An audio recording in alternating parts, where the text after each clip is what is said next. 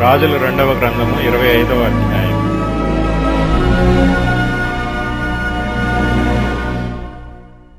అతని ఏలుబడిలో 9వ సంవత్సరమందు 10వ మాసము 10వ దినమందు బబులోను రాజైన నెబుకద్నెజరును అతని సైన్యమంతయును యెరూషలేము మీదకి వచ్చి దానికెదురుగా దిగి దాని చుట్టూను ముట్టడి దెబ్బలు కట్టిరి.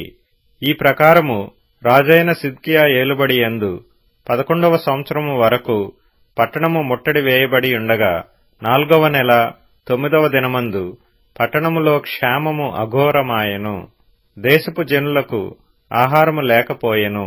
కల్దీయులు పట్టణ ప్రాకారమును పడగొట్టగా సైనికులు రాత్రియందు రాజు తోట దగ్గర 2 గోడల మధ్యనున్న ద్వారపు మార్గమున పారిపోయిరి.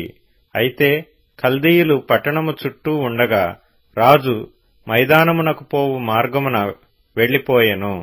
కల్దీయుల సైన్యము రాజును తరిమి అతని సైన్యము అతనికి దూరముగా చెదరిపోయినందున యెరికో మైదానమందు అతని పట్టుకొనిరి. వారు రాజును పట్టుకొని రిబ్లా పట్టణమందున్న బబులోను రాజునొద్దకు తీసుకొని పోయినప్పుడు రాజు అతనికి శిక్ష విధించెను. సిద్కియా చూచుచుండగా వారు అతని కుమారులను చంపించి సిద్కియా కన్నులు ఊడదీయించి ఇత్తడి సంకెళ్లతో అతని బంధించి బబులోను పట్టణమునకు తీసుకొని పోయిరి. మరియు బబులోను రాజైన నెబుకద్నెజరు ఏలుబడిలో 19వ సంవత్సరమందు 5వ నెల 7వ దినమున రాజదేహ సంరక్షకులకు అధిపతియు బబులోను రాజు సేవకుడునగు నెబూజరదాను యెరూషలేమునకు వచ్చి యెహోవా మందిరమును రాజనగరును యెరూషలేమునందున్న ఇండ్లన్నిటినీ గొప్పవారి ఇండ్లన్నిటినీ అగ్నిచేత కాల్పించెను. మరియు రాజదేహ సంరక్షకుల అధిపతి యొద్దనున్న కల్దీయుల సైనికులందరూ యెరూషలేము చుట్టూనున్న ప్రాకారములను పడగొట్టిరి. పట్టణమందు మిగిలియుండిన వారిని, బబులోను రాజు పక్షమున చేరిన వారిని, సామాన్య జనులలో శేషించిన వారిని రాజదేహ సంరక్షకుల అధిపతి అయిన నెబూజరదాను చెరగొనిపోయిన గాని వ్యవసాయదారులను ద్రాక్షతోట వారును ఉండవలెనని దేశపు బీద జనములో కొందరిని ఉండనిచ్చెను. మరియు యెహోవా మందిరమందున్న ఇత్తడి స్తంభములను మట్లను యెహోవా మందిరమందున్న ఇత్తడి సముద్రమును కల్దీయులు తునకలుగా కొట్టి ఆ ఇత్తడిని బబులోను పట్టణమునకు ఎత్తుకొని పోయిరి. సేవ కొరకై ఉంచబడిన పాత్రలను, చేటలను, ముండ్లను, ధూపార్తులను, ఇత్తడి ఉపకరణములన్నిటినీ వారు తీసుకొని పోయిరి. అగ్ని పాత్రలు, గిన్నెలు మొదలైన వెండి వస్తువులను, బంగారు వస్తువులను రాజదేహ సంరక్షకుల అధిపతి తీసుకొని పోయెను. మరియు అతడు యెహోవా మందిరమునకు సొలొమోను చేయించిన 2 స్తంభములను, సముద్రమును, మట్లను తీసుకొని పోయెను. ఈ ఇత్తడి వస్తువుల ఎత్తు లెక్కకు మించియుండెను. ఒక్కొక్క స్తంభపు నిడివి 18 మూరలు. దాని పైపీట ఇత్తడిది. పైపీట నిడివి 3 మూరలు. మరియు ఆ పైపీట చుట్టూ ఉన్న అల్లికలను, దానిమ్మ పండ్లను ఇత్తడివి.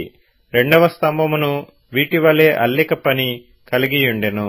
రాజదేహ సంరక్షకుల అధిపతి ప్రధాన యాజకుడైన శరాయాను, 2వ యాజకుడైన జెఫన్యాను, 3 ద్వారపాలకులను పట్టుకొనెను.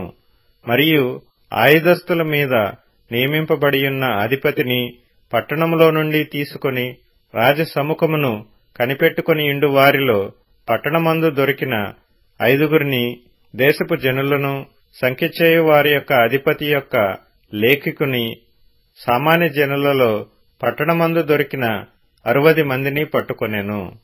రాజదేహ సంరక్షకుల అధిపతియగు నెబూజరదాను వీరిని తీసుకొని రిబ్లా పట్టణమందున్న బబులోను రాజునొద్దకు రాగా బబులోను రాజు హమాతు దేశమందున్న రిబ్లా పట్టణమందు వారిని చంపించెను.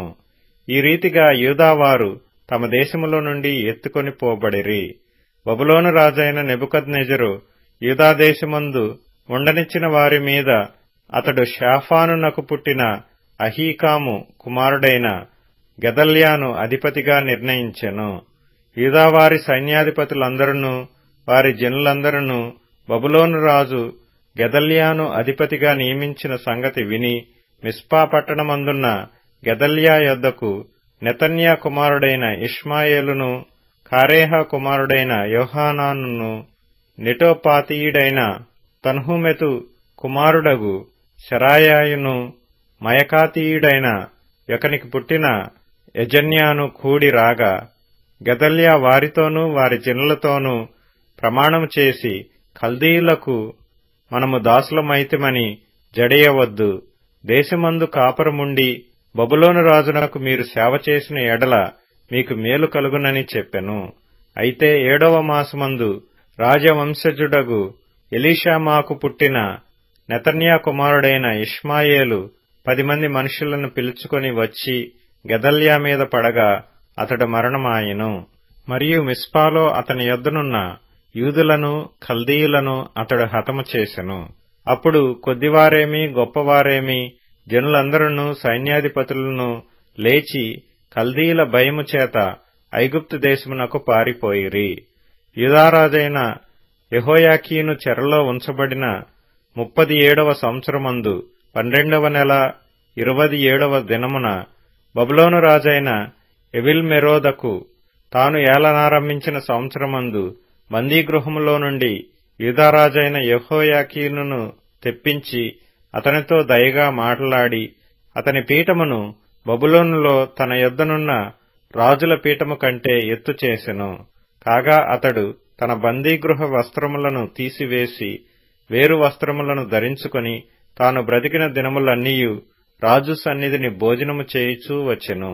మరియు అతని భత్యము ఏనాటికి ఆనాడు రాజుచేత నిర్ణయింపబడినదై అతడు బ్రతికిన నాళ్లు ఆ చొప్పున అతనికియ్యబడుచుండెను.